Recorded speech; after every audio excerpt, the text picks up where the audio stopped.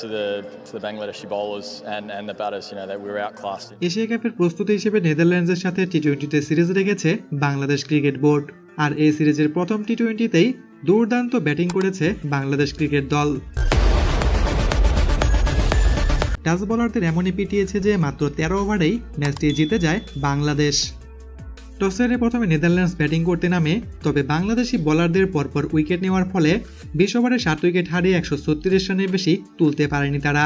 জবাবে ব্যাটিং করতে নেমে প্রথম ওভার থেকেই পরপর বাউন্ডারি হাঁকাচ্ছিলেন পারভেজ হোসেন ইমন, তবে দুর্ভাগ্যবশত মাত্র 15 রানেই আউট হয়ে যান তিনি। তবে ইমন আউট হয়ে গেলেও লিটন কুমার দাস এবং তানজিদ হাসান তামিম বড় একটি পার্টনারশিপ গড়েন।